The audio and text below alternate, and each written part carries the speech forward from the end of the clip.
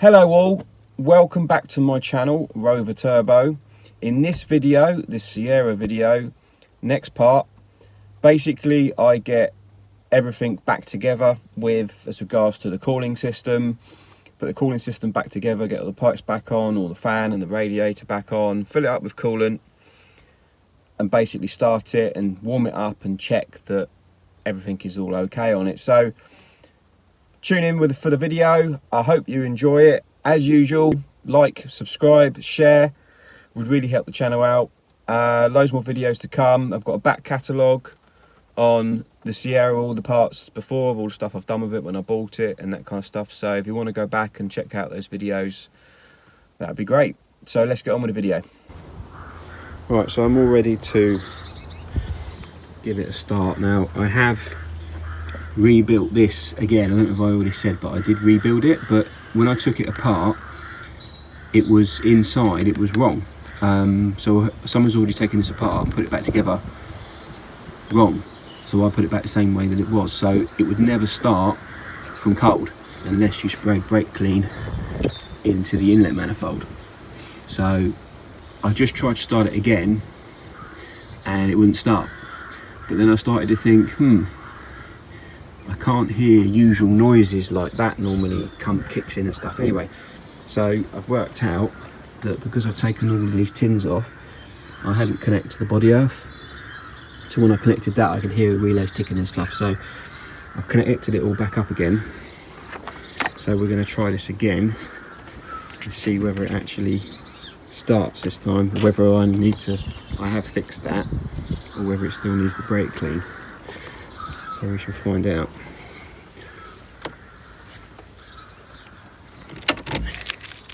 And I'm going to take this out, I think.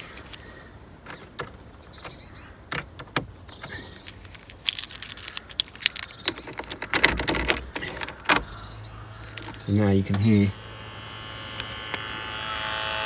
the ABS before. I wasn't doing that before. Right, so let's see if it starts. Yes. Doesn't want to stay running though. I think I need some throttle.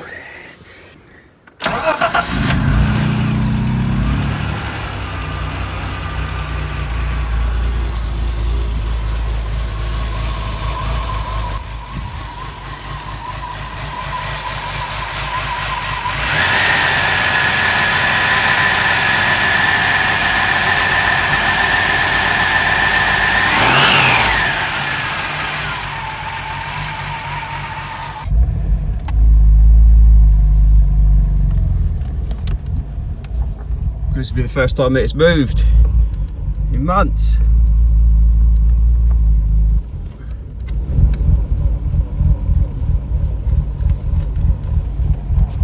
I think the idle still needs a bit of attention, but that could be spark plugs.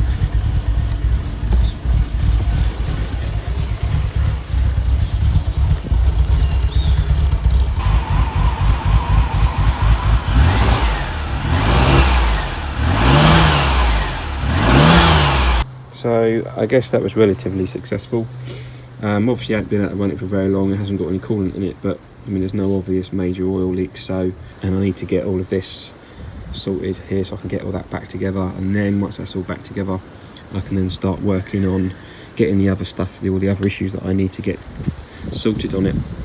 Right, so I've been a busy boy, so I just thought I'd give an update on where I am. I've fitted everything down there now, the water pump, the thermostat housing, the pulley, new belts, a new alternator belt, the fan, the radiator and all of the cowling. Refitted all of the pipes now back onto the cooling system, so that's all done. So I just need to fill it up with some coolant. What I'm probably going to do is I'm going to put a couple of dishwasher tablets in the cooling system.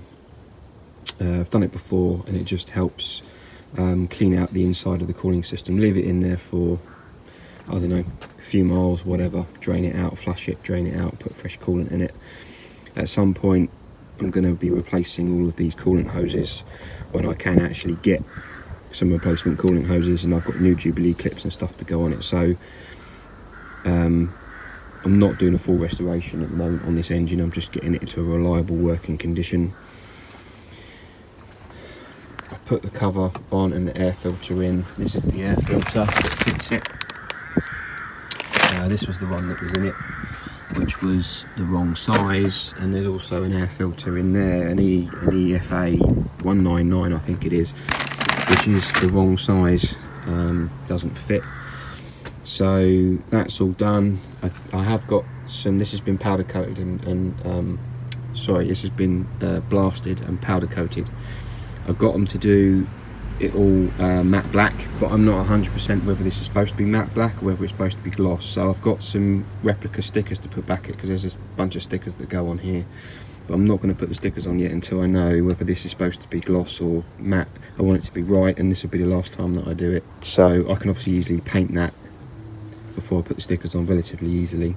I've given this all a wash out in here, blasted it with the hose, getting out all the muck and stuff. Like, no water, when I did this, no water went inside, so I'm not going to bother with the fuse box. Obviously that seal is okay.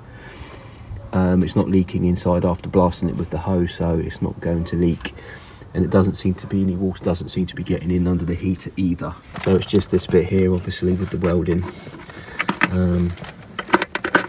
So I need to grind obviously all of this down, you know, weld in whatever I need to weld in. I probably have to get inside and remove all of the whatever you call it, the insulation, because I don't want that catching fire obviously. And then I'll give all of this a coat. I've got a can of this paint in aerosol burgundy, I can't remember what it's called, and I've got some lacquer just to protect this area. Apparently these aren't painted, these aren't lacquered. They're not lacquered from factory. They're not supposed to be lacquered from factory. The inside is supposed to be matte like that. They were never painted with lacquer. So, but I want to do that in there, just so it's actually got a little bit more of extra protection, because obviously the water does come down into this area. There's nothing you can do to stop that. That's the way it is designed to do. So yeah, so that's really my next thing I need to do is get this welded up. And then an oil and filter change, and some spark plugs, I guess dizzy cap rotor arm, that kind of thing. And then I can start working on stuff for the MOT, which we'll go into at a later date. I've got all the hoses back on, and I've now got coolant in it.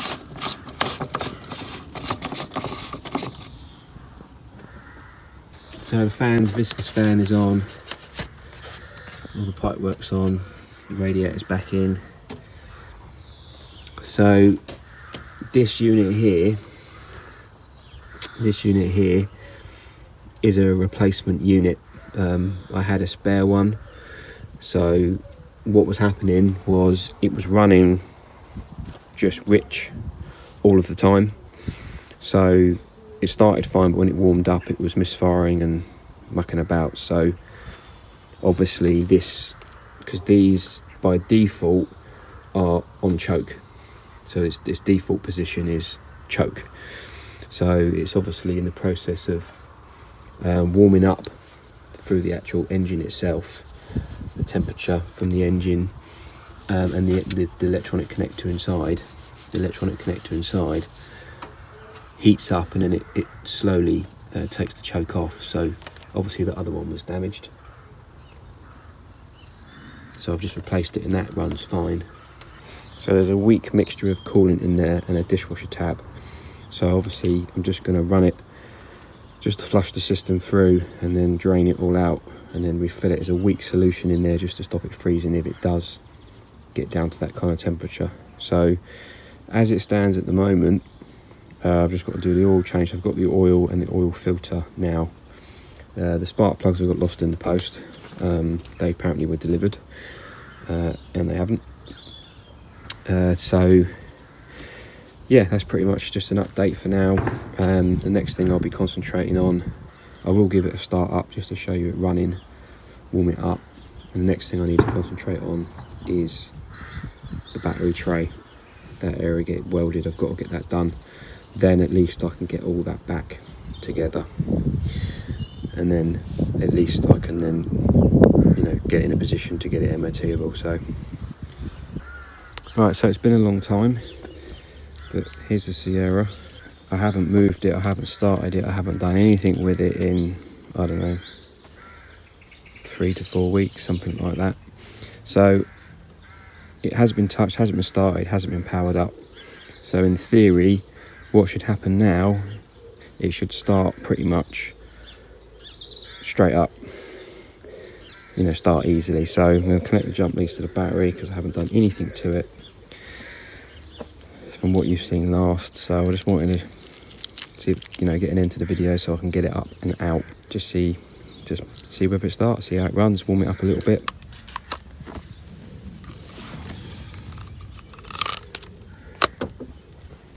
And here's something that I bought ages ago that I haven't done anything with yet. And this is another engine.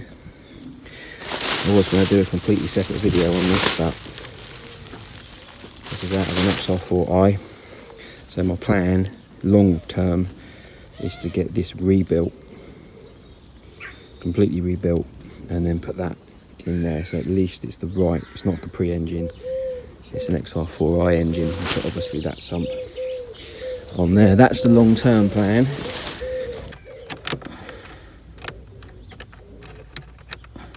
I hate these things.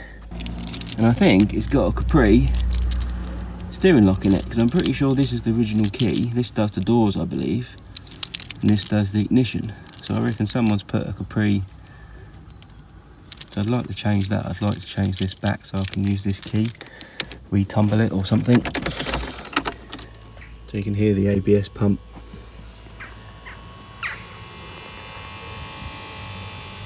Charging up. I've got no idea whether this is going to start.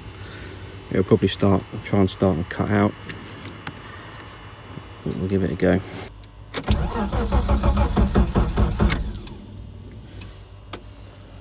I don't think the jump leads are on there properly.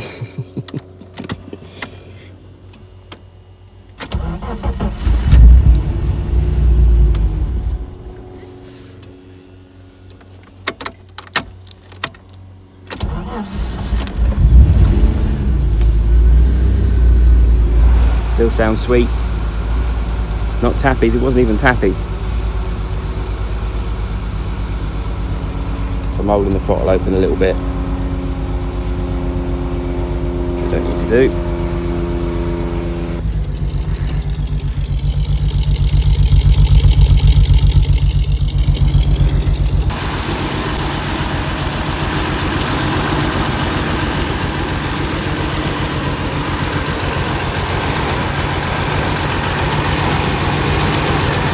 We'll let that warm up a little bit. I think it's misfiring a little bit, but this has got the original spark plugs in it, the original leads, the original cap, the original rotor arms. I haven't changed any of that.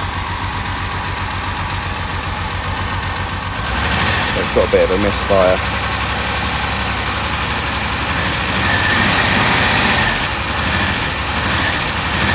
I'll let it warm up. So it's just starting to come off the choke now. Still got a slight misfire.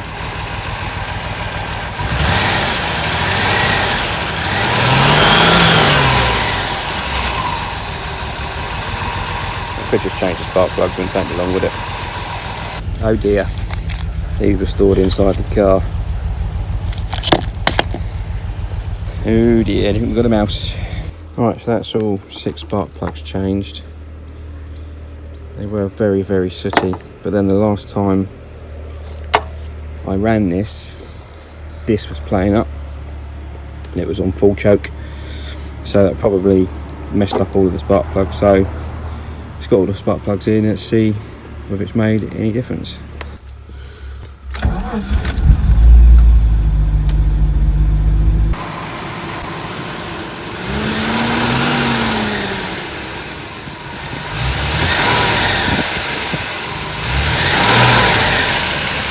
think it's still got a tiny little misfire, but better than it was. So I mean, nothing's been set up for ages. I don't know whether this has been set up, you know, how old the rotor arm is, the cap is, the leads are. Right, so that's it on the Sierra video. We're pretty much up to date on this now, where I am with it. So next thing I need to do, and I know I've said it 1,000 times over, I'm boring myself with it, I need to get that battery tray sorted. That's the next job. So the next video on this will be the welding of the battery tray and putting all of the tins back on, and MOT prep. So please subscribe, you know, so you can get a notification on when the video comes out and all the other videos that I've got. I've got a good back catalogue, so check that out. So thank you very much for watching, and I shall see you very soon. Cheers.